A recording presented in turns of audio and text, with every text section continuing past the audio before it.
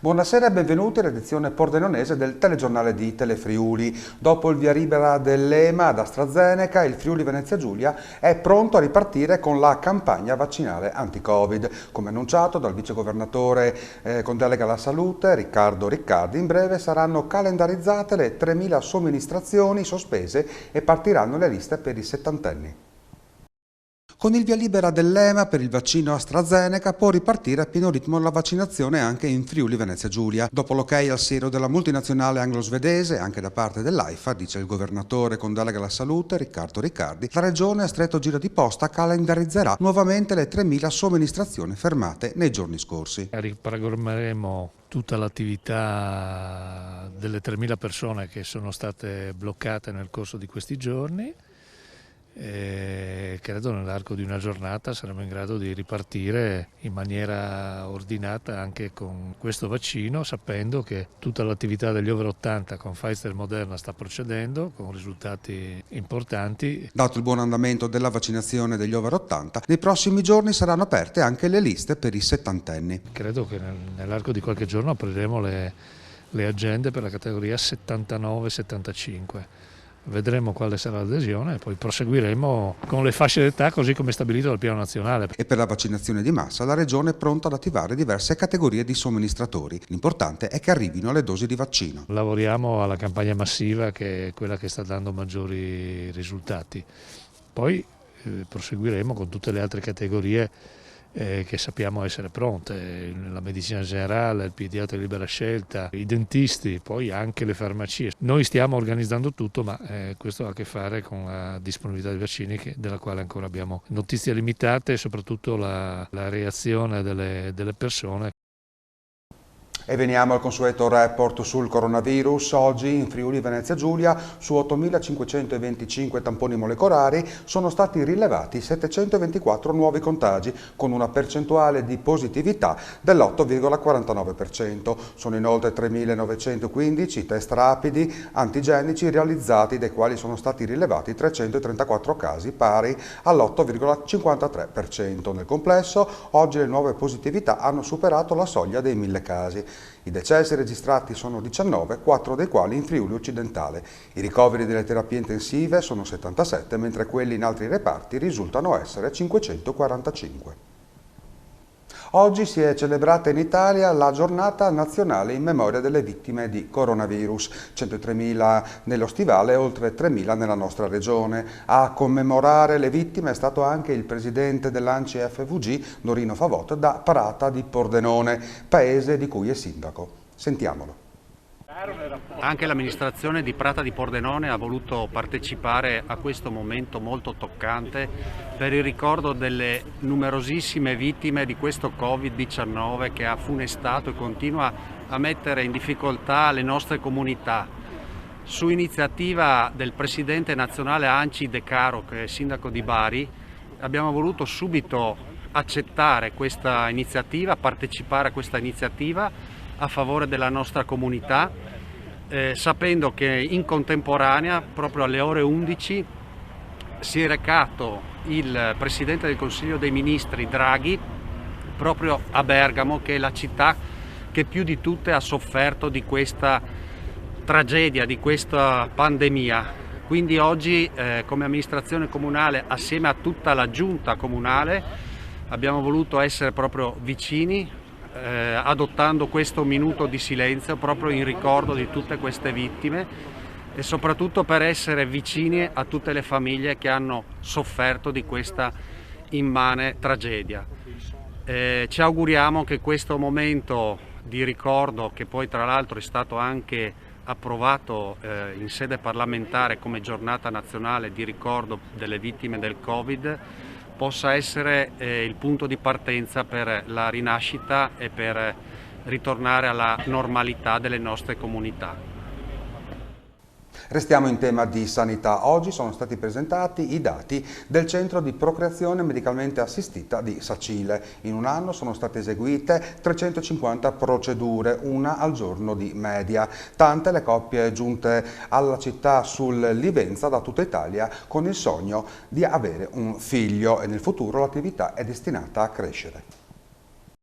Una procedura media al giorno per la procreazione medicalmente assistita, sia omologa sia eterologa, e molti di questi riguardano coppie di fuori regione. Sono questi i numeri del Centro di Procreazione Medicalmente Assistita di Sacile che, spostata dall'ospedale di Pordenone, ha aperto i battenti a fine 2019. L'attività, che ha comunque conosciuto una battuta di arresto causa Covid, è stata presentata alla sala convegni dell'ospedale della città sul Livenza. Per il 2021 le procedure potrebbero quasi raddoppiare. Attualmente siamo a una media di circa 350 procedure.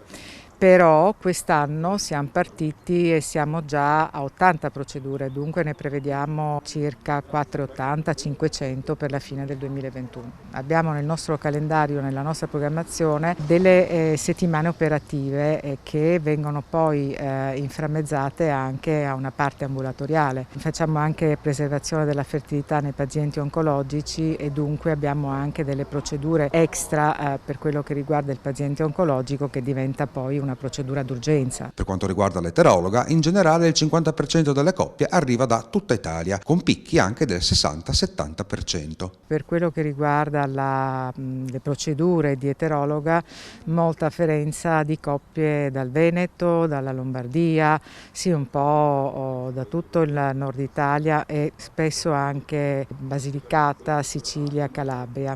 E dunque le coppie sono costrette a spostarsi da una regione all'altra per cercare di esaudire questo loro sogno, insomma, questa loro necessità di diventare genitori. Per il futuro il centro sarà potenziato e punterà sulla crioconservazione dei tessuti ovarici. Si tratta di consolidare bene questa attività, è un'attività importante, è un'attività che noi vorremmo anche configurare all'interno di una struttura complessa, darle maggiore spessore e maggiore valorizzazione, e poi vorremmo incrementare anche l'attività e spostarci anche sulla crioconservazione dei tessuti ovarici. È una struttura punto di riferimento, direi un'eccellenza per tutta la regione Friuli Venezia Giulia. Passiamo alla cronaca. I carabinieri del NAS di Udine hanno riscontrato carenze igieniche sanitarie in 2 obitori di 2 ospedali dell'ex provincia di Pordenone. L'attività di controllo è stata svolta d'intesa con il Ministero della Salute. Carenze igienico-sanitarie sono state riscontrate dai carabinieri del NAS di Udine in 2 obitori di 2 ospedali dell'ex provincia di Pordenone. In entrambi i casi gli uomini del capitano Fabio Gentilini hanno segnalato la situazione all'autorità sanitaria. Lo stato di conservazione e gestione delle salme invece non ha mostrato alcuna irregolarità. I militari dell'Arma del Nucleo Antisofisticazione e Salute hanno eseguito nell'arco della scorsa settimana in tutto 4 controlli negli obitori dei nosocomi del Friuli Occidentale, 2 nelle camere mortuarie degli ospedali dell'ex provincia di Gorizia, dove non sono state ravvisate irregolarità, e 2 nelle strutture ospedaliere dell'area giuliana. A Trieste i militari hanno controllato anche la cella mortuaria del cimitero, che è attrezzata anche per eseguire le autopsie. In zona giuliana, nell'Esontino, non sono state ravvisate irregolarità. Si tratta di attività di controllo svolte in questo periodo di emergenza sanitaria, d'intesa con il Ministro della Salute, per appurare la regolarità degli obitori e il rispetto delle misure di prevenzione al contagio da Covid-19. A livello nazionale sono stati oggetto di ispezione 375 tra obitori e camere mortuarie interne alle strutture ospedaliere, 85 le irregolarità riscontrate. Denunciate 23 persone, segnalate altre 78 tra dirigenti di strutture sanitarie e ospedaliere, titolari di imprese funebri private, per violazione della disciplina sulla sicurezza nei luoghi di lavoro, in osservanza degli obblighi della normativa anti-Covid e delle leggi regionali e di polizia mortuaria. Ancora cronaca, strage di galline a Vivaro, dove un allevamento è stato centrato per errore da un colpo sparato da un mezzo corazzato dell'esercito, impegnato in alcune esercitazioni sul Cellina. Il mezzo corazzato sbaglia mira e centra un allevamento di galline di Vivaro. La procura di Pordenone ha posto sotto sequestro 4 carri armati dell'esercito. È successo la scorsa notte durante un'esercitazione sul torrente Cellina, dove era impegnata la brigata Pozzuolo del Friuli assieme al Genova Cavalleria e ai lagunari di Venezia. Durante le manovre un blindo Centauro ha sparato in direzione del centro abitato, in direzione opposta rispetto all'area riservata ai tiri, centrando in pieno il capannone dell'azienda agricola, che si trova nella prima periferia del paese. Sul momento i militari non si sono resi conto dell'errore, dal momento che il colpo non ha innescato alcun incendio. Se ne sono resi conto questa mattina invece i titolari dell'allevamento quando sono entrati nel capannone trovando numerose galline morte a causa dello scoppio e parte della struttura crollata. Non riuscendo a capire la causa del disastro, gli allevatori hanno chiamato i carabinieri della compagnia di Spilimbergo, che sono subito intervenuti. Informati delle esercitazioni, i militari dell'Arma sono potuti risalire ai responsabili. Le indagini proseguono e la procura di Pordenone ha aperto un'inchiesta. Come accennato, 4 mezzi corazzati impegnati nell'esercitazione sono stati posti sotto sequestro. Usava la fionda per lanciare polpette avvelenate nei giardini delle case per far morire i cani. Grazie a un'indagine della polizia locale di Azzano Decimo è stato individuato e denunciato per tentata uccisione di animale. Un uomo di 53 anni di Azzano Decimo è stato denunciato dalla polizia locale per l'ipotesi di reato di tentata uccisione di animali. I fatti risalgono allo scorso anno. Utilizzando una fionda lanciava polpette avvelenate nei giardini di 2 abitazioni di Azzano per avvelenare i cani che si trovavano nelle aree verdi recintate delle 2 dimore. In un episodio l'animale è stato portato dal veterinario ed è stato salvato in extremis dopo aver ingerito dei bocconi avvelenati. Nell'altro episodio l'amico a 4 zampe è stato salvato dal padrone, che è riuscito a togliere velocemente dalle sue fauci la polpetta avvelenata. È stato curato ed è guarito.